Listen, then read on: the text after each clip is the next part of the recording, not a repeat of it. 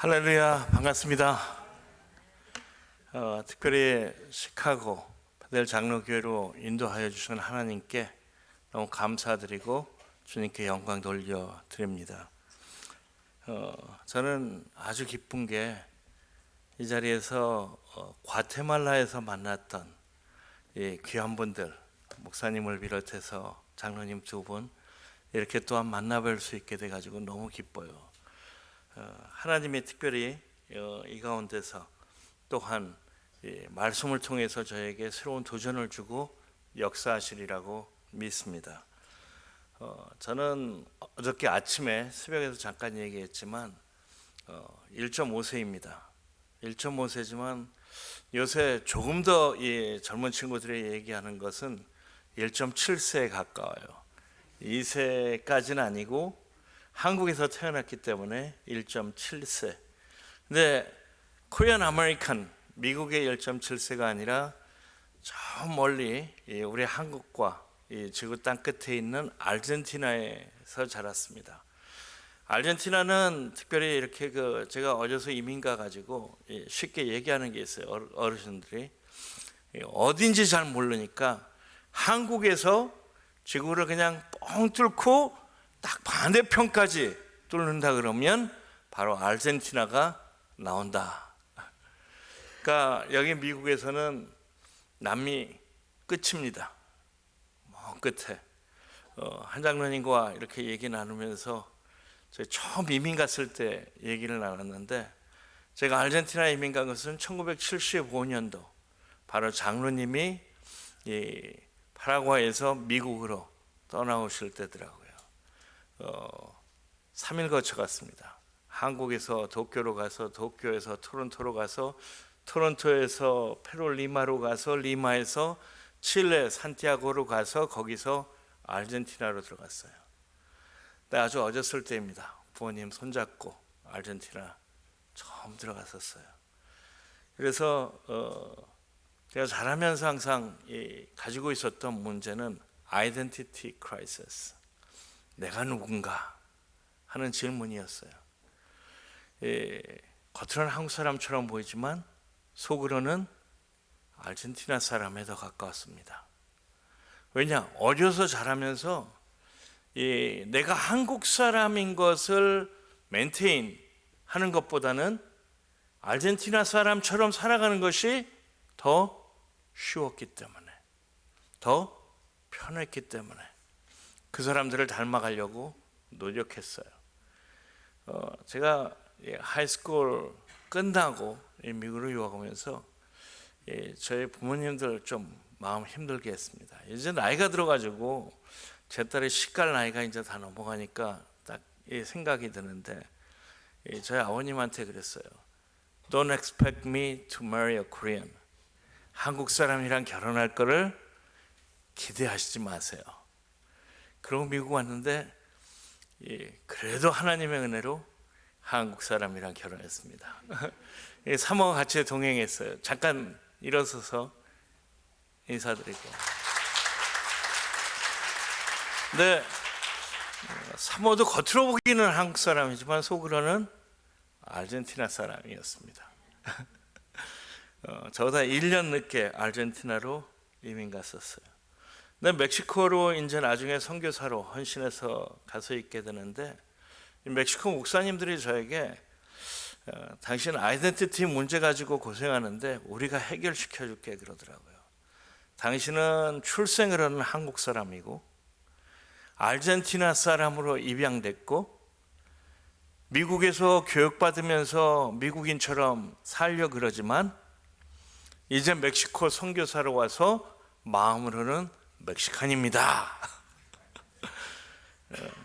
그래서 멕시칸처럼 살아보려고 멕시코에서 노력하는 것이 벌써 25년이 다 돼가네요. 멕시코 선교사로 가서 멕시코 사람들과 함께 계속 살아가고 있습니다. 근데 나이가 들어가니까 더 한국 사람 되는 것 같아요. 여행 갔다 오면은 제일 먼저 생각나는 게 매콤한 찌개예요. LA 방문하게 되면은 제일 먼저 찾아가는 곳이 북창동 순두부. 이 고소한 맛이 그냥 생각나더라고요. 그래서 많이들 물어봐요. 제일 좋아하는 음식이 뭐냐? 근데 가면 갈수록 한국 음식으로 바뀌어가고, 또한 많이들 물어봅니다. 목사님, 목사님은 어떠한 언어로 생각을 합니까? 할 때 가면 갈수록 한국어가 제 마음속에 자리를 잡는 것 같더라고요. 어쩔 수 없어요. 나이 들어가면은 본인이 태어난 원래 모습으로 돌아가는 것 같습니다. 오늘 여러분들과 제가 나누고자 하는 이야기는 초대교회 이야기입니다. 오늘 본 말씀으로 저희가 읽었던 바로 초대교회 이야기, 예루살렘 교회의 이야기예요.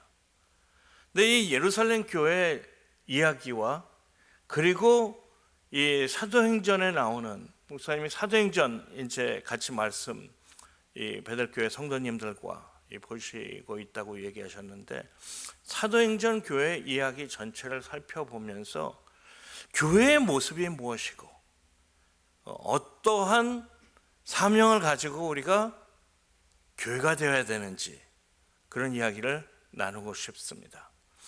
여러분, 우리가 코비드 팬데믹 기간 3년 동안 지나면서 교회라는 것에 구체적으로 잘 생각할 수가 있었어요. 여태는 우리는 착각하고 살아왔던 게 뭐냐면은 교회를 바로 주일날 나오는 건물로 생각해 왔습니다. 여러분, 주일 11시에 누가 여러분에게 어디 가세요? 물어보면 뭐라고 대답하시죠? 예? 교회 간다 그러죠. 근데 그게 맞는 말인가요? 아니죠. 왜냐? 성경 말씀대로, 성경 말씀에 나오는 정의 그대로 생각한다 그러면 누가 교회예요? 우리가 교회예요. 우리 모두가 교회입니다. 그리고 예수님께서는 두세 사람이 모인 곳에 내가 너희와 함께 하겠다고 하셨어요. 그러면 그곳에 뭐가 생긴 거죠? 교회가 생긴 거예요. 공동체가 생긴 것입니다. 근데 우리는 이 건물 자체가 교회라고 생각해 왔어요. 조직이 교회라고 생각해 왔습니다. 그리고 교회를 얘기할 적에 교회의 분위기나 그런 것을 생각하면서, 교리를 생각하면서 장로교, 침례교, 감리교로 이렇게 구분하면서 또한 나눠왔습니다. 이게 우리가 교회예요. 그런데 그 교회가 진정 가져야 되는 모습이 있습니다. 바로 그 모습을 이야기하고 설명하는 게 사도행전이에요. 그래서 사도들의 행전이라고 얘기하죠. 사도들이 모여가지고 교회가 형성되면서 그 교회가 어떻게 만들어져 왔는지. 오늘 사도행전 2장은 바로 첫 번째 교회의 모습, 예루살렘 교회를 이야기하고 있습니다. 사도들이 예루살렘에서 모여서 기도하고 그들이 찬양할 때 성령이 임재하시고 처음 교회가 생겼어요. 제가 교회를 생각하면서 제일 먼저 사도행전 속에서 생각해 보는 것들 중에 하나는 바로 이 사도행전 교회의 진정된 모습, 그 가운데 한 가지 발견한 게 있습니다. 그 교회의 모습은 기쁨이 가득한 교회예요. 기쁨이 있는 교회입니다.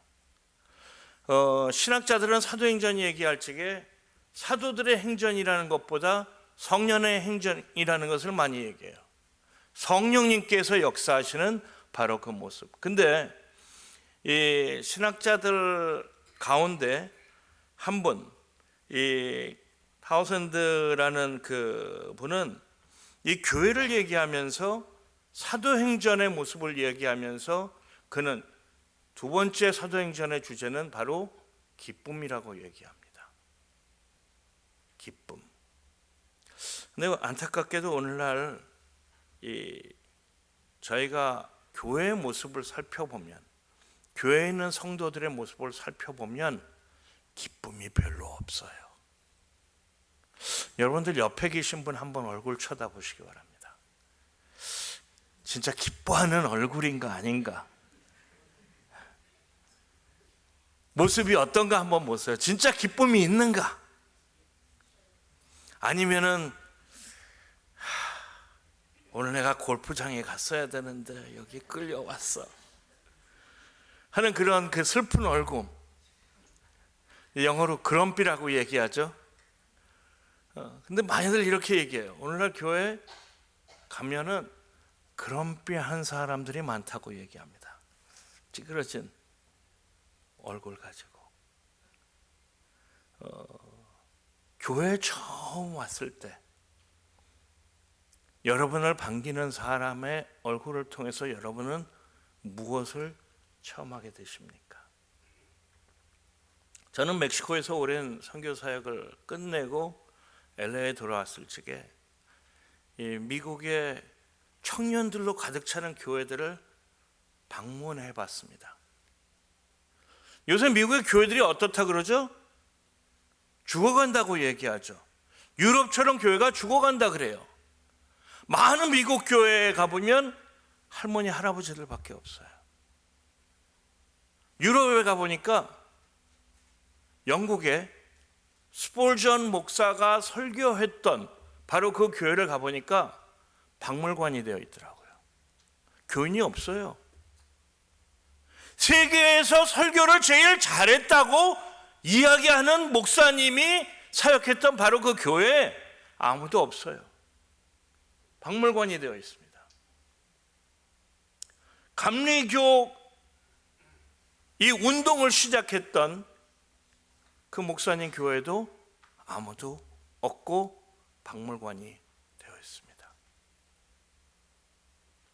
많은 교회들이 유럽에 박물관이 아니라 쇼핑, 은행, 나이트클럽으로 바뀌었어요. 영국의 한 나이트클럽으로 변한 교회에 기자들이 가서 인터뷰를 해봤습니다. 젊은 친구들에게. 나이트클럽 토요일 날 막 춤추고 나오는데 물어봤어요. 교회였던 건물에서 춤추는 게 어떻습니까? 그러니까 마음이 위로가 된다 그러는 거예요. 아직 십자가 그대로 남아있거든요. 죄책감이 아니라 위로가 된다네요. 너무 슬퍼요. 근데 이러한 안타까운 가운데서 좋은 소식이 있습니다. 그게 바로 뭐냐면은 선교지에 가면은 이 사도행전 교회 같은 모습을 가진 교회들이 많다는 거예요. 옛날에 제가 뉴스를 읽으면서 북한에서 나온 한 탈북자에게 인터뷰를 했을 적에 이렇게 물어봤답니다. 제일 먼저 가고 싶은 곳이 어디세요? 그러니까 교회입니다. 북한에서 자기가 감옥에 잠깐 갇혔는데 이렇게 얘기를 하대요. 저쪽에 있는 사람들은 쳐다도 보지 말고 가까이 하지도 말고 말을 걸지도 말아라. 전염이 된다. 무엇의 전염이 될까요? 예수 그리스도의 바이러스입니다. 여러분 사도행전 이렇게 보고 사도 바울의 이야기 나중에 보면은 사도 바울이 무엇으로 재판받죠? 사도 바울을 데리고 올 적에 사도 바울을 이 사람은 전염병이라고 얘기합니다. 무슨 전염병일까요? 예수의 바이러스. 근데 그 전염병 속에는 기쁨이 들어있어요. 핍박받는 나라의 크리스찬들 너무 독특한 게 뭔지 아세요? 핍박받고 고난을 당해도 그 사람들 마음속에는 기쁨이 있다는 것. 기쁨이 있다는 것. 제가 쿠바에 가가지고 큐티 세미나를 하는데요, 너무나도 창피했습니다. 거기 목사님들이랑 전도자들이 왔는데 기본으로 감옥에 한 두세 번은 다 갇혀보신 분들이더라고요. 돌 맞아 보신 분들도 있어요. 근데 너무나도 기쁨이 넘치시더라고요. 나에게도 저런 기쁨이 있나 하는 생각이 들었습니다. 그들 마음속에 넘치는 게 바로 기쁨이에요.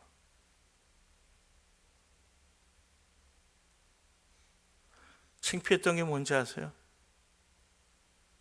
말씀 묵상 큐티를 가르치러 갔는데 이 사람들은 예수님과 매일매일 동행하면서 기쁨 가운데 주님의 은혜를 체험하면서 기쁘게 살아간다는 것입니다. 사는 건 힘들죠. 점심시간 때 먹을 거 없었어요. 그런데도 기뻐하더라고요. 제가 멕시코에서 사역을 시작하면서 강의 많이 하던 그 세미나 중 하나가 고양이 성도 강아지 신자라는 세미나였습니다. 여러분들 이 책 한국말로도 나와 있는데 읽어보신 분 혹시 계세요? 없으세요? 한번 구입해서 꼭 읽어보세요. 프론티어를 창립한 쇼그램이 쓴 책인데 우리 크리스천들을 둘로 비교했습니다. 근데 짐승으로 비교했어요. 별로 안 좋죠. 고양이와 강아지. 그래서 고양이 성도, 강아지 신자라고 이름을 붙였어요. 영어로는 Cat and Dog Theology, 고양이와 강아지 신학. 여러분, 고양이, 강아지, 우리랑 가까운 동물이니까 다 가까이 아시죠? 여러분, 고양이 키우시는 분들 계세요? 한 분도 안 계시네. 우리 한국 사람들은 고양이 별로 안 좋아하죠. 남미에서 이렇게 물어보면 손 많이 들어요. 강아지는 많이들 키우시죠? 어저께 방문했던 집에서 개가 2마리 있던데 개들은 우리와 가깝습니다. 이분이 얘기하는 게 크리스천들을 강아지와 고양이라고 비교해요. 근데 고양이는 자기 중심으로 살아가는 짐승입니다. 자기밖에 몰라요. 근데 오늘날 크리스천들이 자기밖에 모릅니다. 그래서 이 책에 얘기하는 게 오늘날 고양이 성도가 교회에 너무 많다는 거예요. 우리 모두 주님 뜻대로 살기로 했네 찬양하면서 신앙생활을 하려고 합니다. 근데 우리 진짜 주님 뜻대로 살아가고자 한다는 것처럼 살아가나요? 내 삶의 주인이 누구죠? 예수님. 근데 진짜 주님께서 결정하는 대로 제가 살아가나요? 아니요. 내 뜻대로 살아가려고 합니다. 말은 잘하죠. 여러분, 고양이는 자기밖에 몰라요. 자기가 주인으로 착각하고 살아갑니다. 주인이 잘해주면 잘해줄수록 고양이는 자기가 다라고 생각해요. 근데 우리도 그렇습니다. 근데 강아지는 어떻게 살아가죠? 주인만 오면 난리가 나요. 제 아들이 하도 졸라대가지고 강아지를 키워봤습니다. 코커 스패니엘. 제 아들만 집에 오면 난리가 났어요. 문 거의 다 부실 정도로. 아들이 왔다는 것 그냥 뭐 벨 안 누르고 뭐 얘기 안 해도 알아요. 강아지가 문으로 뛰쳐나가면 얘 왔구나. 강아지는 주인과 함께 하는 게 기쁩니다. 주인을 위해서 모든 걸 다 하려고 그래요. 근데 기본적으로 이 기쁨으로 볼 적에는 고양이 성도가 교회에 나오는 이유는 지옥 가지 않으려고 나와요.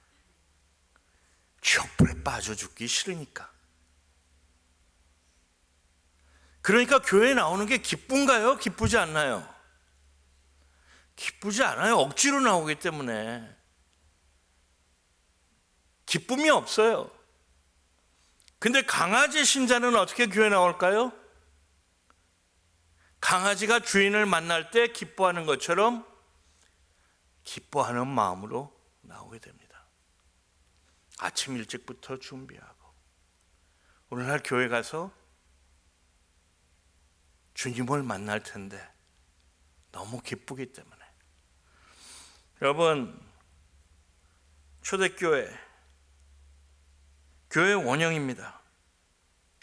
그리고 어떻게 보면 성도의 원형을 얘기하고 있습니다. 예수님의 내 교회라는 꿈이 직접 이루어진 바로 모습이에요.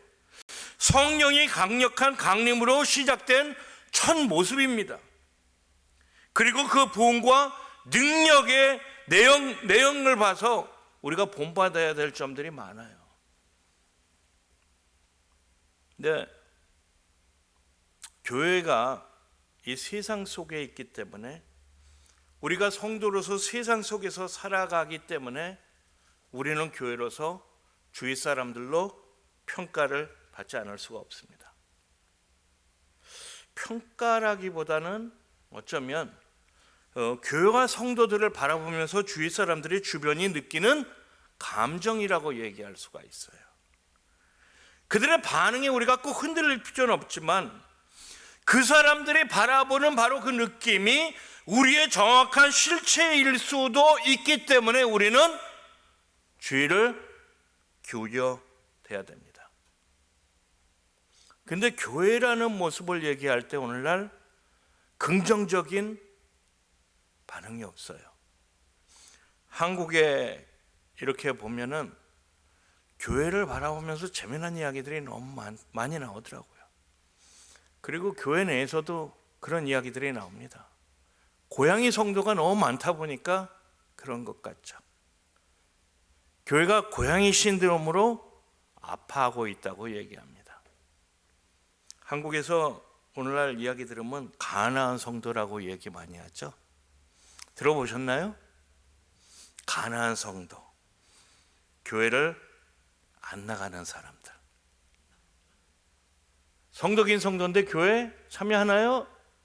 안 가요. 미국엔 거의 46%가 가나안 성도라고 얘기합니다. 안 나가.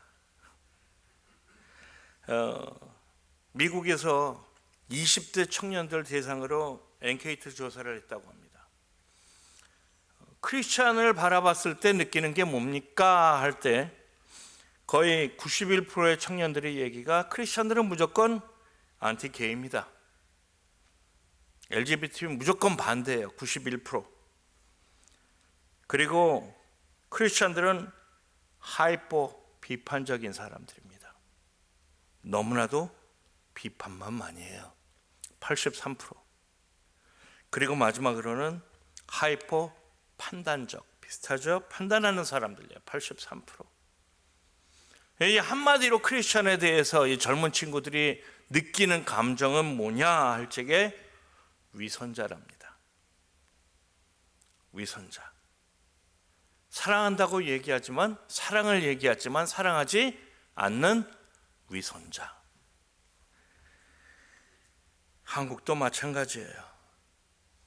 근데 오늘 초대교회 말씀을 저희가 본 말씀 읽었을 적에 주의 사람들이 이 새로 태어난 교회를 바라보고 느꼈던 감정이 무엇일까 할 때 43절에 이렇게 나와 있습니다.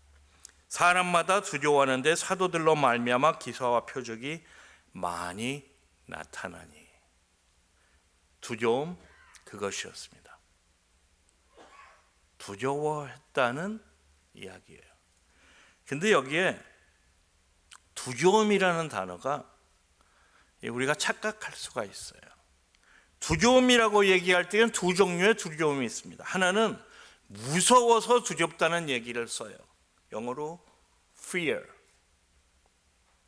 이거는 나를 위협하는 것이 있기 때문에 두려워하는 감정이라고 표현합니다.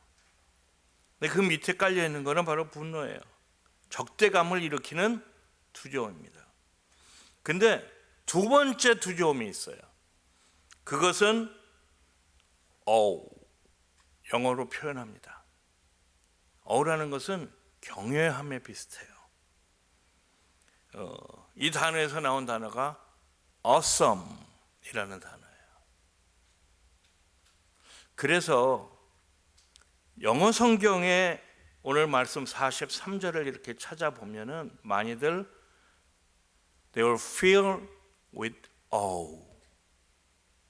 두려움이 아니라 우리가 생각하는 무서워하는 것이 아니라 무슨 감정이요? 경외함. 이 경외함은 어디서 나올까요? 이 사람들을 바라봤을 때 내게 없는 어떤 것이 이 사람들에게 있기 때문에 당황스럽게 느껴지기 때문에 경외하게 되는 것입니다.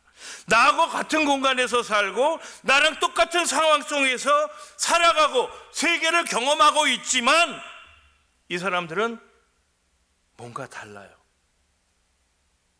특별히 달라요. 다른 세계를 살아가는 사람들 같습니다.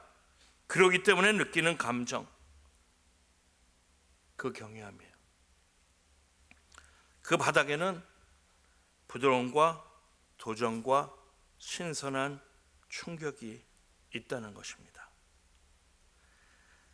너무나도 경외함을 느끼는 거예요.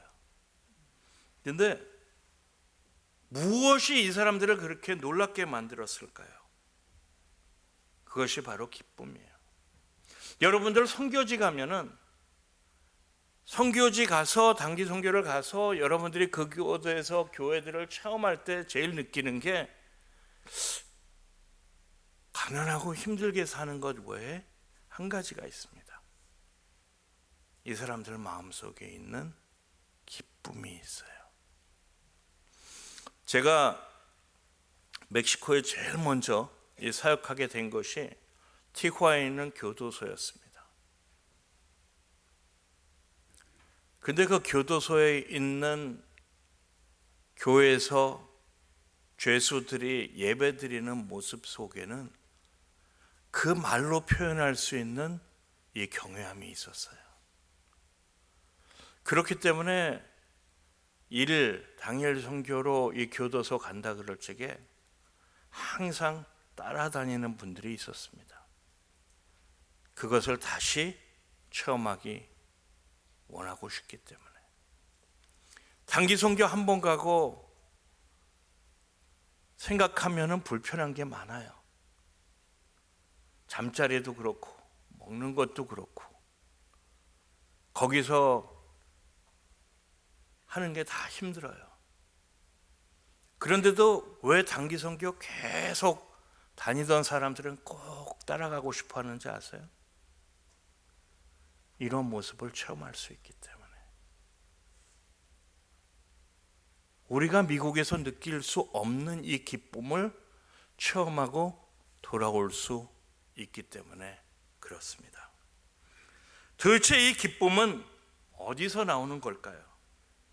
우리 상황이 좋아지면은 그리고 성공한 이야기를 나눌 때 기쁨을 느낍니다. 근데 이 기쁨은 그거와 달라요. 차원이 다른 기쁨입니다. 다른 세계를 살고 있고 이 같은 세상에 살고 있으나 다른 소리를 이야기하는 이 사람들, 이것이 바로 비교될 수 없는 이 교회 안에서의 기쁨입니다. 천국의 정서라고 얘기할 수가 있어요. 기쁨. 쉽게 천국의 정서 얘기하라 그러면 미국 사람들은 이 할리, 하모니 그리고 해피 이렇게 해가지고 세 가지 얘기합니다.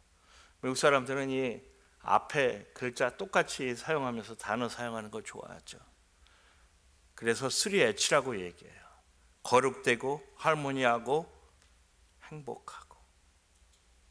근데 이 해피의 감정은 바로 이 기쁨입니다.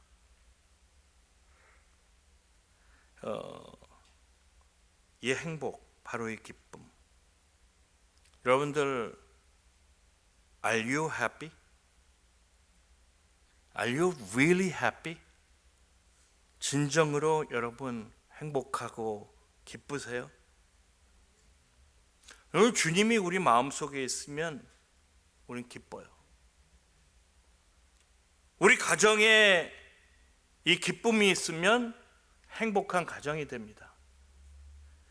우리 교회에 이 기쁨이 있으면 행복한 교회 생활이 돼요. 이 기쁨이 우리 삶 속에 있으면 우리는 행복한 인생을 살아가고 있습니다. 초대교회 성도들에게 이게 가득 차 있어요. 그러면 어떻게 이 기쁨을 누릴 수 있을까? 오늘 말씀을 통해서 짧게 살펴보기를 원합니다. 첫째, 회개할 때 기쁨이 와요. 회개하고 주님을 만날 때. 누가복음 15장 3절에서 7절까지는 잃은 양의 비유가 나옵니다. 그리고 잃은 양을 되찾을 때 목자의 기쁨을 표현하고 있으면서 하나님의 기쁨을 이야기하고 있어요. 잃어버린 영혼이 아버지께 돌아올 때 하나님이 기뻐하세요. 그렇기 때문에 우리가 회개할 때 우리 마음속에 깊이 느껴지는 게 뭐냐? 바로 기쁨입니다. 회개는 관계의 회복이 동반되기 때문에 회개라고 얘기하고, 죄가 처리되고 하나님과의 관계가 회복되기 때문에 그 기쁨을 느낀다고 얘기합니다. 그리고 성경에 보면은 구약에서 신약까지 이 공동체가 회개할 때 느끼는 기쁨들을 계속해서 표현합니다. 에스라의 부흥회 때도 그러고, 이사야 35장의 예언 속에서도 그러고, 그리고 시편에도 보면은 다윗이 이 기쁨을 계속 얘기합니다. 초대교회 성도들의 기쁨의 원천은 바로 이 회복에서 나왔어요. 회개를 통한 회복. 성령 충만에서 시작됐지만 성령은 바로 교제의 영이기 때문에 이 영이 충만하면은 하나님과의 관계가 회복이 되는 것이 일어나면서 기쁨이 넘치게 되는 거예요. 그 예수를 체험하기 때문에. 죄를 그냥 고백하고 그런 차원의 이야기가 아니라 하나님과의 관계가 진정으로 회복되는 것을 이야기하고 있습니다. 그리고 44절에서 45절까지 보면은 우리가 나눌 때 기쁨이 온다는 것을 볼 수가 있습니다. 44절, 45절에 보면은 믿는 사람이 다 함께 있어 모든 물건을 서로 통용하고 또 재산과 소유를 팔아 각 사람의 필요를 따라 나눠주며. 이거는 원시 공산주의의 제도 이야기가 아니에요. 그들의 마음 상태에 대한 이야기하고, 마음 상태를 이야기하고 있는 것입니다. 나누고자 하는 마음. 근데 이 나누고자 하는 마음이 있기까지는 처음에 먼저 다른 사람의 필요를 내가 느껴야 돼요. 여러분, 딴 사람이 필요 없는 거 주면은 그게 나눔일까요? 아니요. 그 사람이 무엇을 필요로 하는지 먼저 우리가 알고 느껴야지 그 나눔이 이루어지는 것입니다. 죄가 더 이상 여기에는 능력을 발휘할 수가 없어요. 왜냐? 여기에 깊이에 관심이 있기 때문에. 초대교회의 본질 중 하나입니다. 이 유대인들에게는 기본적으로 많이 잘 되어 있어요. 근데 유대인들만의 이야기가 아니라 실은 우리 한국 사람들의 문화 가운데도 이 나눔의 마음은 기본적으로 깔려 있습니다. 여러분, 사랑을 받는 사람이 더 기쁠까요? 사랑을 주는 사람이 더 기쁠까요? 예? 부모가 됐던 사람들은 다 알죠. 사랑을 베풀고 줄 때 얼마나 기쁜지. 저는 아직 할아버지가 안 됐습니다. 아들이 결혼한 지 이제 2년 됐는데 3년째 돼갔는데 손주 보기를 기다리고 있어요. 왜냐? 손주 보신 분들이 손주를 너무 자랑하더라고요. 한국에서는 그러더라고요. 저기 LA 이렇게 가도 얘기하는 게, 손주 자랑하려면은 한 번 자랑할 때마다 5불. 옛날엔 1불이었는데 인플레가 올라가지고 이제 5불이래요. 그러니까 손주 10번 자랑하시려면은 50불짜리 하나 꺼내놓고 자랑하셔야 돼요. 나누는 것. 우리는 나눌 때 기쁨을 얻게 돼요. 그리고 하나님께서 우리를 창조하실 때 우리를 나누며 살라고 창조하셨습니다. 창세기 12장에 보면은 아브라함을 축복하시면서 너는 뭐라 그랬죠? 복이라고요. 그리고 복의 근원이 된다고 얘기했습니다. 그래서 영어로 쉽게 얘기하는 게 있어요. 우리 모두는 blessed to bless. 축복하기 위해서 축복받은 존재들입니다. 여러분들 왜 축복받는지 아세요? 그 복을 나누라고 축복받는 거예요. 복의 통로가 되라고 하나님께서 우리를 축복하시는 것입니다. 이것은 영성과 같아요. In and out. 여러분들 숨 쉬시죠? 근데 숨을 들여 마시기만 하면은 어떻게 되나요? 살 수 있어요? 또 한 번. 안 돼요. 숨을 어떻게 하죠? 내뱉어야 돼요. 그래야지 다시 숨을 쉴 수가 있습니다. 하나님의 은혜가 좋아요. 하나님이 주시는 축복이 너무 좋아요. 근데 그것을 받기만 한다 그러면 우린 살 수가 없어요. 죽게 되어 있습니다. 죽게 되어 있어요. 선교지에서 나눌 때 너무 기뻐요. 함께 할 때 너무 기쁩니다. 그리고 그 기쁨은 전염이 돼요. 다른 사람들에게 전염이 됩니다. 전염병 같은 기쁨이에요. 그렇기 때문에 사도 바울을 전염병이라고 얘기했습니다. 마지막으로는 예배할 때 기쁨이 옵니다. 46절 47절 날마다 마음을 같이하며 성전에 모이기를 힘쓰고 집에서 떡을 떼며 기쁨과 순전한 마음으로 음식을 먹고 하나님을 찬미하며 또 온 백성에게 친송을 받으니 주께서 구원받는 사람을 날마다 더하게 하시니라. 아멘. 모여서 예배드릴 때 기쁨이 있게 됩니다. 근데 우리가 이 예배를 착각할 때가 많아요. 그게 뭐냐면은 우리가 크리스천으로 예배하기 위해서 존재한다고 착각하는 데 있습니다. 왜냐? 우리가 예배드리는 게 너무 좋기 때문에. 왜냐? 우리가 예배드릴 때 하나님의 은혜를 체험하고 기쁨이 오기 때문에. 근데 우리가 예배드리는 것은 바로 우리가 하나님을 필요로 하기 때문에 예배드리는 데 있습니다. 예배드릴 때 기쁨이 오기 때문에, 예배드릴 때 하나님의 임재를 체험하기 때문에.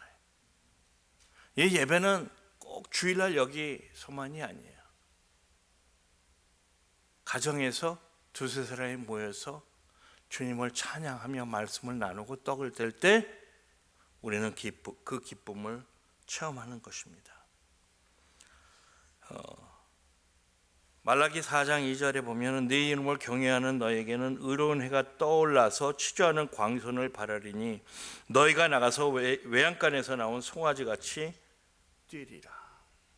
회복이 될 때 기쁨이 차고 넘치면서 외양간에서 나온 송아지같이 뛸 것이라고 말라기에 기록되어 있습니다. 회복을 일으키는 예배입니다. 베델 장로교회 예배에 초점 맞춰서 이 예배 가운데 기쁨을 매일 체험하며 기쁨의 공동체가 되기를 축원합니다. 근데 마지막으로 한 가지가 더 있어요. 사도행전 13장 52절에 제자들은 기쁨과 성령이 충만하니라 얘기했습니다. 근데 이 이야기는 예루살렘 교회의 이야기가 아니에요. 안타깝게도 이 기쁨의 공동체 예루살렘 교회에 한 가지가 빠져 있었습니다. 그게 선교예요. 유대인들에게는 이 예루살렘 교회가 모델이었어요. 왜냐? 그들만이 선택받은 뭐죠? 백성이기 때문에 여기에 열방을 잊어버리고 있었습니다. 그래서 하나님께서 예루살렘, 이 완벽한 예루살렘의 교회를 모형을 깨고 이분들을 흩으셨어요. 왜냐? 그 기쁨은 어떻게 돼야죠? 전염이 되고 나눠져야 되기 때문에. 우리끼리 기쁨을 가지고 좋아하면은 의미가 없어요. 영광이라는 단어가 있습니다. 구약으로는 reputation을 얘기하고 있어요. 무게를 얘기합니다. 그리고 카봇이라는 단어, 이 단어와는 달리 신약에 넘어가면은 영광을 독사라고 얘기해요. 우리 한국말로 들으면 표현이 좀 안 좋죠. 독사, 왜 독사라 그럴까? 근데 이 독사라는 의미는 빛을 발휘하다예요. 그래서 카봇과 독사라는 단어를 하나로 혼합시키면은 오늘날 젊은 사람들이 쉽게 얘기하는 단어가 나옵니다. 하나님께 영광 돌리다는 것은 바로 하나님을 유명하게 만들다, 그런 얘기예요. 하나님을 어떻게 해요? 유명하게 만들다. 하나님을 유명하게 만들 때 우리 가운데 또한 표현될 수 없는 기쁨이 차고 넘칩니다. 근데 우리는 주님께 영광 돌려드립니다 할 적에 어디서 영광 돌린다 그러죠? 교회에서. 근데 여기 안에서 하나님 더 이상 유명하게 만들 수 있을까요? 아니요. 나가야 돼요. 나가야 돼요. 이 기쁨을 밖에, 이 기쁨 없이 사는 사람들에게 나눠줘야 된다는 것입니다. 여러분, 시카고에, 미국에 특별히 목회자의 무덤이라고 많이 얘기한다 그래요. 교회가 죽어가는 곳이라고 얘기합니다. 이것도 여러분들이 무엇을 나눠야 될까요? 교회의 기쁨을 나눠야 됩니다. 우리가 미국에 왜 와 있을까요? 아메리칸 드림 때문에 와 있을까요? 아니, 어쩌면 우리 의지대로 그렇게 왔을 수가 있습니다. 근데 이곳에 우리가 오게 된 것은 하나님이 허락하셨기 때문에 우리가 이 땅에 와 있어요. 그러면 여러분들은 이곳에서 어떤 삶을 살아야 될까요? 선교적 삶을 살아가야 됩니다. 어떻게?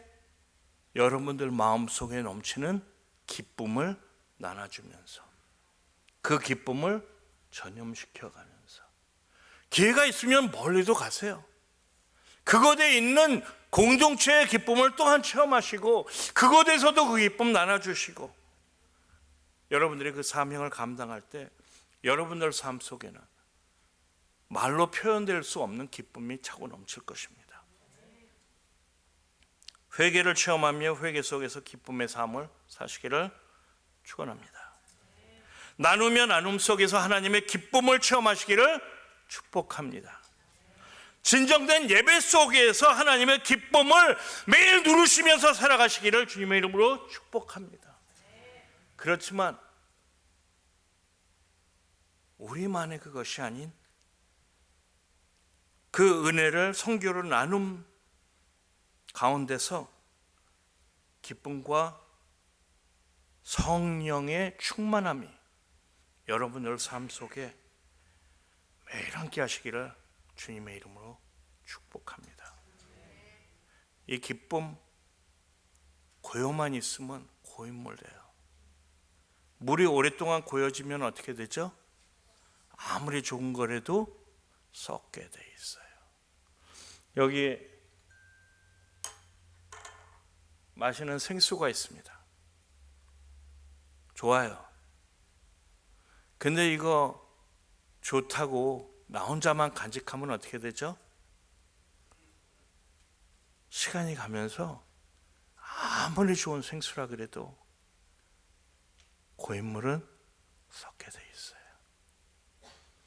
여러분들, 주님이 여러분들 삶 속에 주는 모든 것 밖으로 표현하시기 바랍니다. 베델 장로교회 시카고에서 기쁨이 충만한 교회가 되시기를 우리 주 예수 그리스도 이름으로 축복합니다. 기도하겠습니다.